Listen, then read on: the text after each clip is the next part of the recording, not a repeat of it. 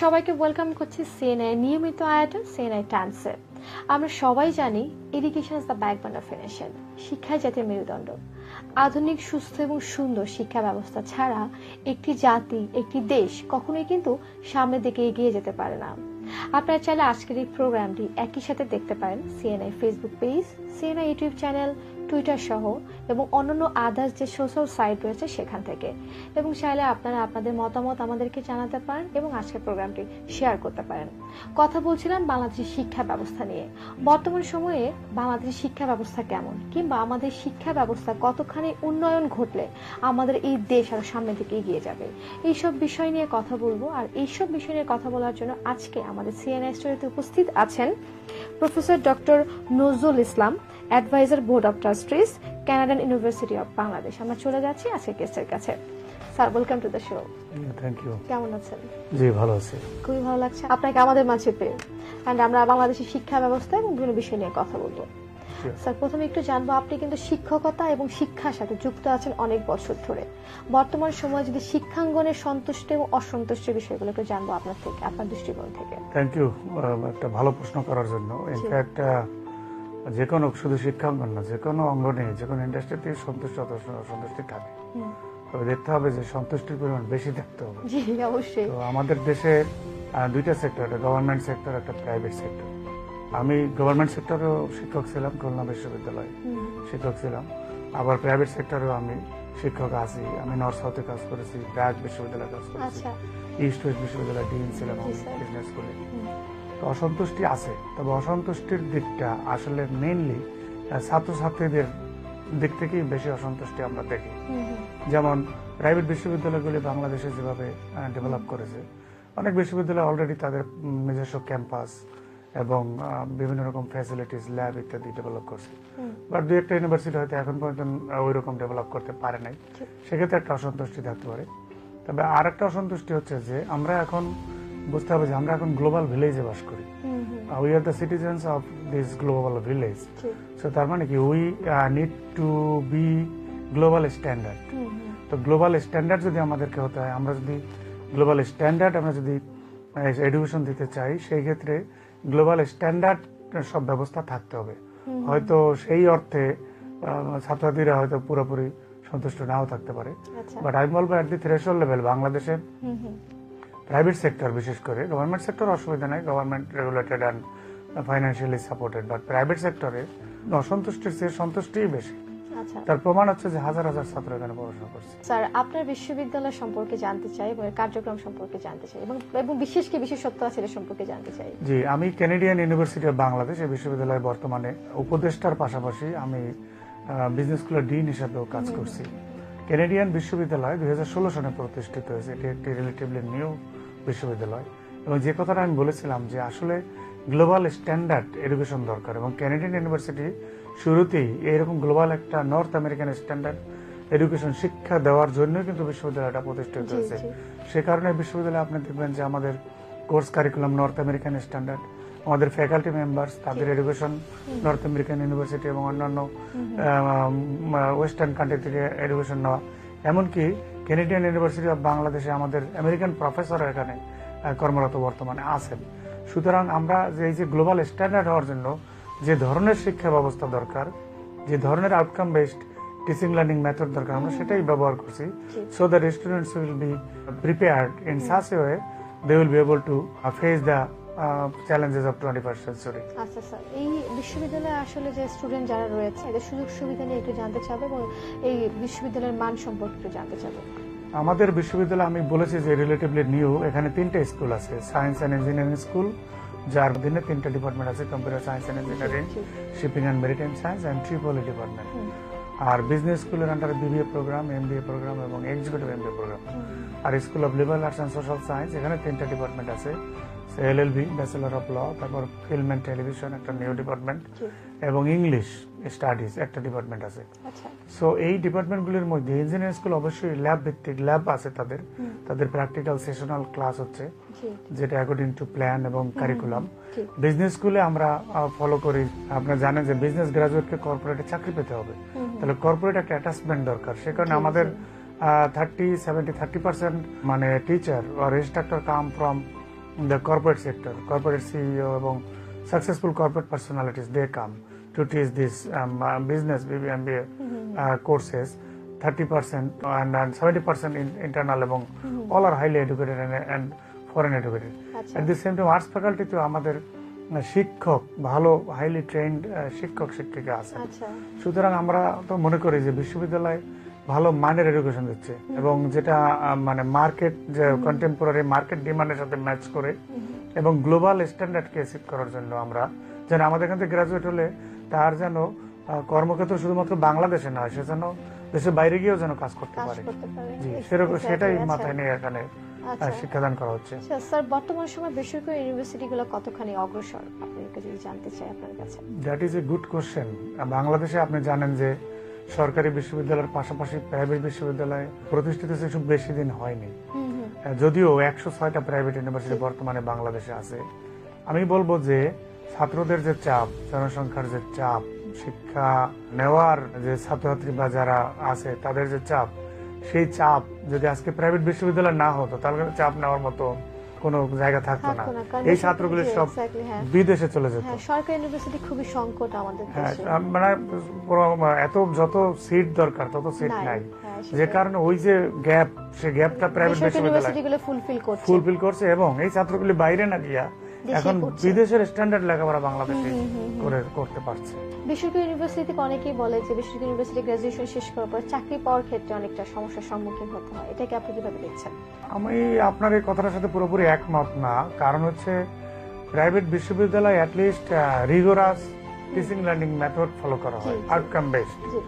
এবং আপনি যে কোনো বিষয়, আমি তো প্রাইভেট কয়েকটা বিশ্ববিদ্যালয়ের নাম বললাম যেগুলোতে আমি কাজ করেছি, আমি তো কখনো দেখি নাই যে কোর্স কমপ্লিট না করে অথবা প্রপার এডুকেশন না দিয়ে তাকে গ্রেড দেওয়া হচ্ছে অথবা তাকে পাস করানো, সেটা তো সম্ভব না, প্রাইভেট ইউনিভার্সিটি হবে না, এটা সম্ভব না।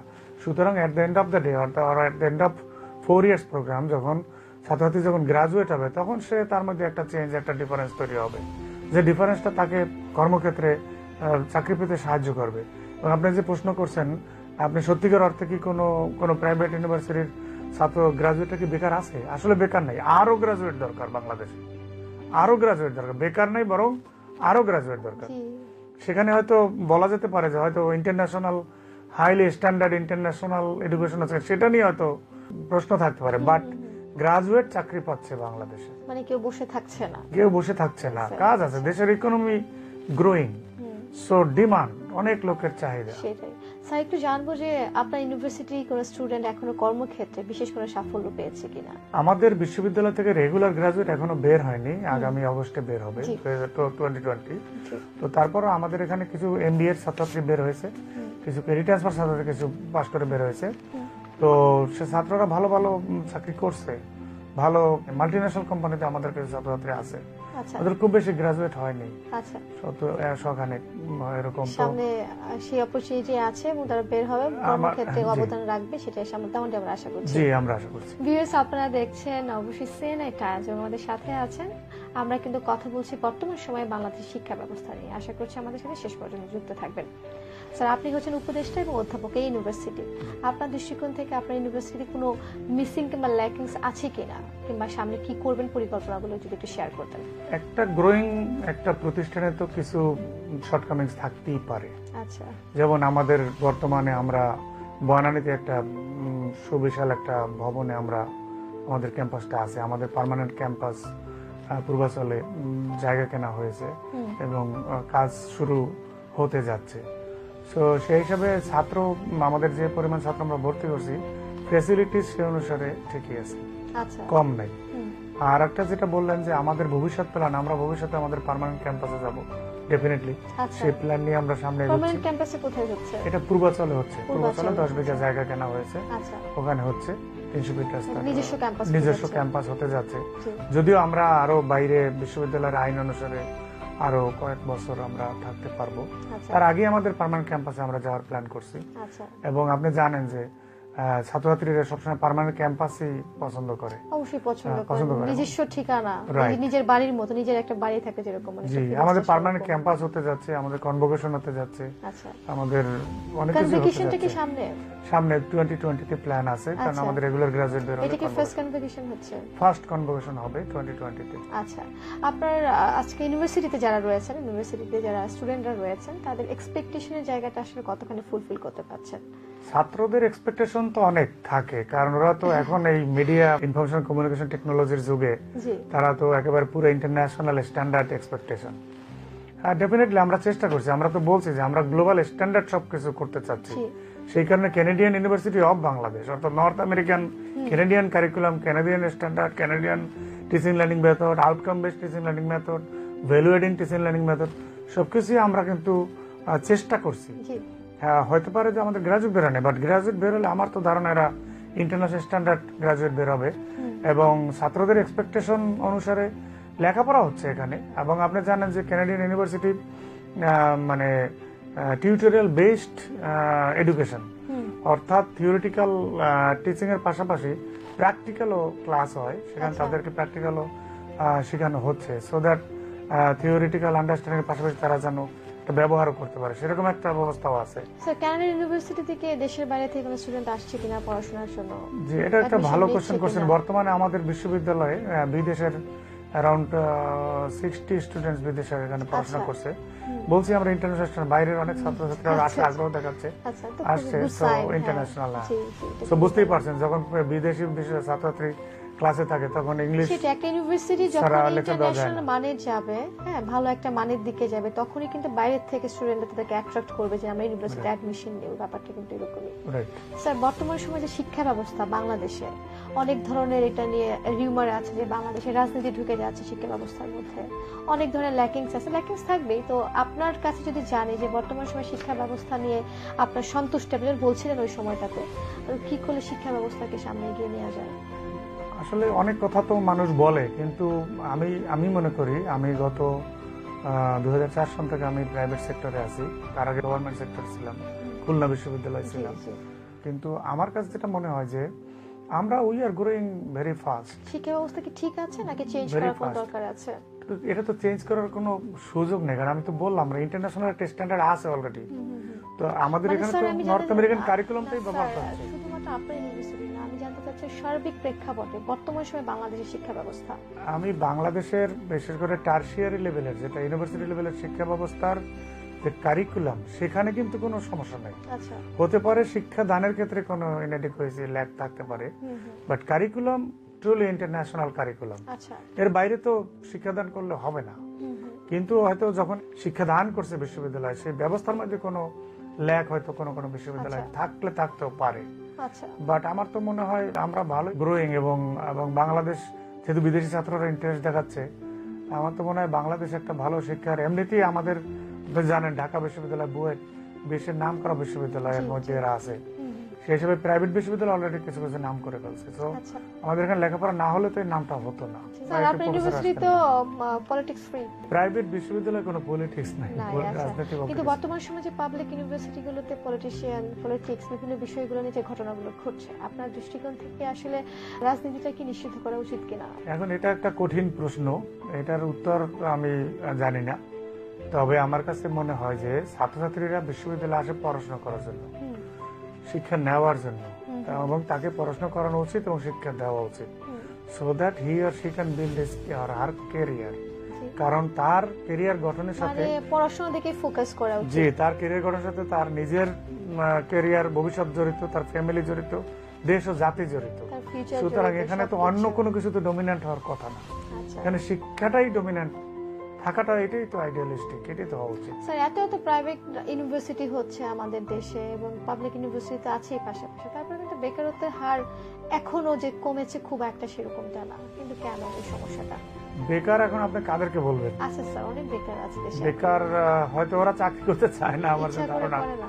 তবে আমার কাছে, আমি তো বললাম যে আসলে কিন্তু খুব কম ছাত্রছাত্রী গ্রাজুয়েট বেকার আছে আচ্ছা, যারা বিশ্ববিদ্যালয় লেভেলে পড়েছে। আমার জানা মতে, আমি তো অনেকগুলো বিশ্ববিদ্যালয়ে কাজ করলাম, ছাত্রছাত্রীরা আমার গ্রাজুয়েটরা কিন্তু ভেরি ফিউ, আচ্ছা, হয়তো নিজের এন্টারপ্রেনার হচ্ছে, বিজনেস শুরু করছে, সেটা তারা করতে পারে। কিন্তু চাকরি পাচ্ছে না, ঘুরছে, এরকম তো কেস তো আমার জানা নাই। আমি গত 25 বছর এই শিক্ষাক্ষেত্রে আছি। আচ্ছা, মানে আপনার জানা মতে বাংলাদেশে বেকারত্ব সংখ্যাটা খুব কম এখন এই মুহূর্তে, মানে এই হাইলি এডুকেটেড বেকার, এমনি বেকার তো আছে দেশে, কিন্তু এই যে বিশ্ববিদ্যালয়ে পড়ার পর বেকার থাকাটা, সেটার সংখ্যা কমই হবে। আচ্ছা, একজন অধ্যাপক এবং উপদেষ্টা, আপনার ইউনিভার্সিটি আপনি দুইটা পজিশনে কাজ করছেন, আপনার ইউনিভার্সিটিতে সামনে সুদূর প্রসারী কোন জায়গায় যেতে চান, কি করতে চান? লাস্ট একটা প্রশ্ন। ডেফিনেটলি আমরা তো বাংলাদেশের প্রাইভেট বিশ্ববিদ্যালয় হিসেবে বাংলাদেশে 1 নম্বর বিশ্ববিদ্যালয় হতে চাই প্রাইভেট সেক্টরে, এবং এট দি সেম টাইম এশিয়া প্যাসিফিকের মধ্যে 1 নম্বর হওয়া যায় কিনা। ডেফিনেটলি, যেহেতু আমরা ইন্টারন্যাশনালি চিন্তা করছি, কাজ করছি, সেটাই আমাদের টার্গেট, এবং সেই অনুযায়ী আমাদের প্রিপারেশন সেরকমই। আচ্ছা, ইনশাআল্লাহ হয়তো আপনারা দেখবেন যখন যেহেতু কানাডিয়ান ইউনিভার্সিটি অফ বাংলাদেশ, এটা কিন্তু নতুন একটা ইউনিভার্সিটি, হ্যাঁ, এটা প্রচারণার জন্য আসলে কোন ধরনের পদক্ষেপ নিচ্ছেন কিনা, সামনে পদক্ষেপের ব্যাপারটা? জি, প্রচার তো করতে হবে, কারণ এখন তো এক্সপোজার ছাড়া তো কিছু হবে না।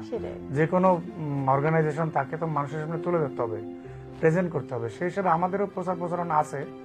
তবে আমরা যেটুকু করলে না করলেই নয়, যেমন ইন্টেলেকচুয়াল লেভেলে রিচ করার জন্য যা করার দরকার, আমরা একটা প্রফেশনাল ওয়েতে আমরা প্রচার প্রচারণা আমাদের এখানে, ধরেন যেটা আপনি বললেন যে ব্র্যান্ডিং বা কমিউনিকেশন, এগুলি করা হচ্ছে। জি স্যার, আমরা আজকের প্রোগ্রামে একদমই শেষ পর্যায়ে চলে আসছি। স্যার, যদি এই মুহূর্তে দর্শক আছেন যারা আমাদেরকে দেখছেন, তাদের উদ্দেশ্যে যদি কিছু বলার থাকে, আপনার ইউনিভার্সিটিতে যদি কিছু বলার থাকে। আমি বলবো যে দর্শকদের উদ্দেশ্যে যে আপনারা ইন্টারন্যাশনাল মানের এডুকেশন যেখানে দেওয়া হচ্ছে, আপনারা সেখানে পড়াশোনা করেন, কারণ পৃথিবীতে এখন আমরা গ্লোবাল ভিলেজে বাস করি, আমরা গ্লোবাল ভিলেজের সিটিজেন, সুতরাং আমাদেরকে গ্লোবাল স্ট্যান্ডার্ড এডুকেশন হতে হবে, গ্লোবাল স্ট্যান্ডার্ড হতে হবে। সেই কারণে আমি পটেনশিয়াল ছাত্রছাত্রীদের বলবো যে যেখানে গ্লোবাল স্ট্যান্ডার্ড এডুকেশন হচ্ছে, টিচিং লার্নিং মেথড আছে, যেখানে outcome based teaching learning method আছে, যেখানে পড়লে আপনি এন্টারপ্রেনারশিপ ডেভেলপ করতে পারবেন, সেখানেই আপনারা ভর্তি হন, সেখানে পড়াশোনা করেন, নিজের ক্যারিয়ার গড়ুন, নিজের পরিবারের হাল ধরুন, এবং দেশ ও জাতির সেবায় নিজেকে নিয়োজিত করুন।